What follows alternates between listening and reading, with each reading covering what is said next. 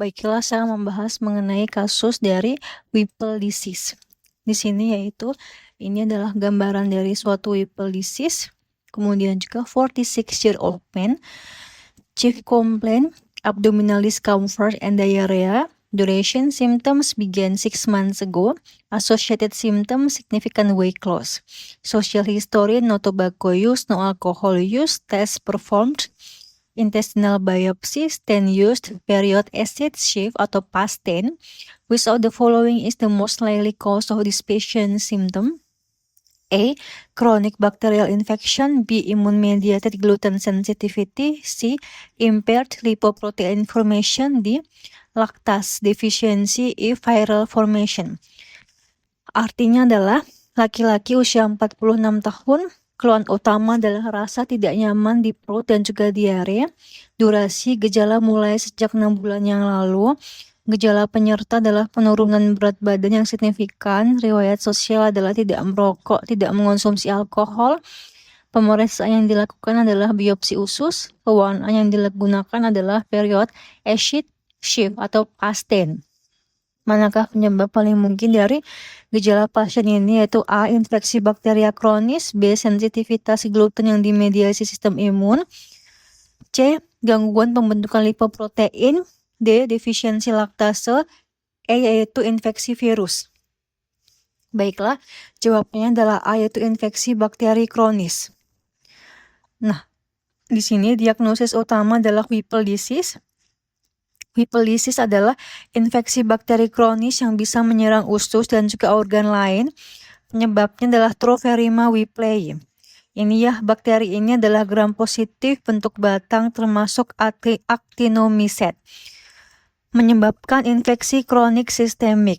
Satu adalah kenapa pasien ini Whipple disease, yaitu pasien pada soal laki-laki usia 46 tahun, nyeri atau tidak nyaman di perut, kemudian juga diare kronis, berat badan turun, ada malabsorpsi.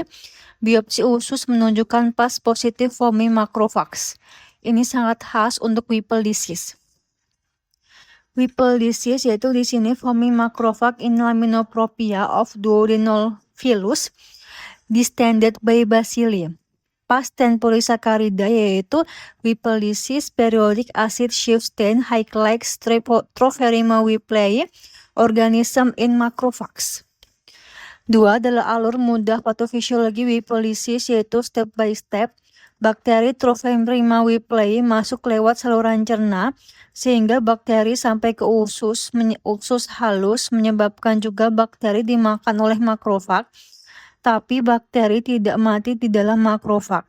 Bakteri berkembang biak di dalam makrofag sehingga makrofag menjadi penuh dan juga tampak berbusa. Menyebabkan yaitu makrofag menumpuk di lamina propria usus sehingga saluran limfatik tersumbat, menyebabkan penyerapan nutrisi terganggu, terjadi malabsorpsi. Akibatnya, pasien mengalami diare kronis, steatoria atau BAB berlemak, berat badan turun, nyeri perut, dan juga lemak. Apa itu pas positif foamy macrophages? Yaitu ini kata kunci penting yaitu pas positif, artinya sel terlihat berwarna merah atau magenta dengan pewarnaan pas. Pas mewarnai polisakarida pada dinding atau membran bakteri Tropherima whipplei. Foamy macrophages yaitu artinya makrofag tampak seperti berbusa karena penuh berisi bakteri. Jadi Whipple disease sama dengan pas positif foamy macrophages di lamina propria usus halus. Nah, 4 adalah gejala Whipple disease yaitu Whipple disease tidak menyerang usus. Gejala saluran cerna adalah diare kronis, nyeri perut, berat badan turun, malabsorpsi, steatoria. Gejala sendinya adalah atralgia atau nyeri sendi. Gejala lanjut adalah gangguan saraf, misalkan demensia, endokarditis, demam, pembesaran kelenjar, getah bening. Jawaban benar adalah A, yaitu chronic bacterial infection karena Whipple disease disebabkan oleh infeksi bakteri kronis yaitu Tropherima whipplei. Alasan pilihan lain salah yaitu B. Immune-mediated gluten sensitivity salah. Ini adalah celiac disease. Celiac disease terjadi karena reaksi imun terhadap gluten. Gluten terdapat pada gandum, roti, pasta, mie berbahan gandum, sereal tertentu. Pada celiac disease, biopsi usus menunjukkan Villus atrophy atau villus blunting, crypt hyperplasia, increased intraepithelial lymphocyte, bukan pas positif foamy macrophages. Pilihan B benar kalau pasien punya diare kronis, berat badan turun, anemia, defisiensi besi, gejala memburuk setelah makan gluten. Biopsi adalah villus blunting, crypt hyperplasia, increased intraepithelial lymphocyte. Bisa ada dermatitis herpetiformis. Hafalan adalah celiac disease sama dengan gluten, yaitu imun menyerang usus menyebabkan villi tumpul. C yaitu impaired lipoprotein formation, salah. Ini lebih mengarah ke A beta lipoproteinemia. A beta lipoproteinemia adalah kelainan genetik pembentukan lipoprotein yang mengandung ApoB. Akibatnya lemak tidak bisa diangkut dengan baik. Lemak menumpuk di enterosit, terjadi malabsorpsi lemak. Namun penyakit ini biasanya muncul pada bayi tahun pertama kehidupan. Biopsi usus menunjukkan enterosit berisi vakuola lemak jernih, bukan pas positif macrophages. Pilihan C benar kalau pasien bayi adalah diare berlemak, failure to thrive, gangguan neurologis, retinitis pigmentosa, acanthocytes pada darah tepi, lemak menumpuk dalam enterosit. Hafalan A beta lipoproteinemia sama dengan tidak bisa membentuk ApoB, menyebabkan lemak tidak bisa keluar dari enterosit. D yaitu laktase defisiensi adalah kekurangan enzim laktase. Laktase berfungsi memecah laktosa dalam susu. Kalau laktase kurang, setelah minum susu, pasien bisa mengalami kembung, nyeri perut, diare cair, banyak gas. Tetapi pada laktase defisiensi, biopsi usus biasanya normal, tidak ada pas positif macrophages, tidak menyebabkan infeksi kronis, biasanya gejala berhubungan dengan konsumsi susu. D benar kalau pasien mengalami diare setelah minum susu, kembung setelah produk diare, nyeri perut setelah susu, pemeriksaan histologi usus normal. Hafalan adalah laktase defisiensi sama dengan susu menyebabkan kembung plus diare sehingga biopsi normal. E yaitu viral infection, salah. Infeksi virus saluran cerna, misalkan norovirus, bisa menyebabkan nyeri perut, mual, muntah, diare.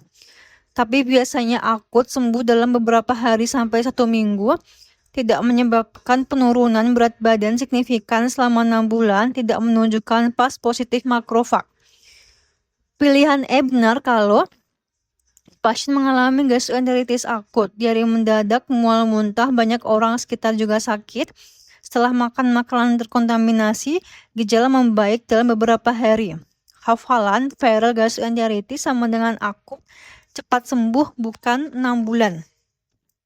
Nah, tabel ringkasnya adalah A. Chronic bacterial infection, penyakitnya adalah Whipple disease, ciri khas adalah pas positif foamy macrophage. Kapan benar yaitu diare kronis plus weight loss plus pasten. Immune mediated gluten sensitivity yaitu penyakitnya celiac disease, ciri khas adalah villus blunting. Kapan benar gejala setelah gluten, anemia, dermatitis herpetiformis. C yaitu impaired lipoprotein formation, penyakitnya adalah A beta lipoproteinemia, lemak dalam enterosit. Kemudian juga kapan benar bayi, steatorea, neurologis, acanthocyte. D. Laktase defisiensi itu penyakitnya adalah intoleransi laktosa, ciri khas biopsi normal yaitu kapan benar diare atau kembung setelah susu. E. Viral infection yaitu penyakitnya adalah viral gastroenteritis, ciri khasnya adalah akut, kapan benar diare muntah beberapa hari. Hafalan sepermudahnya adalah Whipple disease sama dengan middle aged man plus diarea plus weight loss plus atralgia plus pas positif foamy macrophage. Penyebabnya adalah Tropheriма whipplei, kategorinya adalah chronic bacterial infection.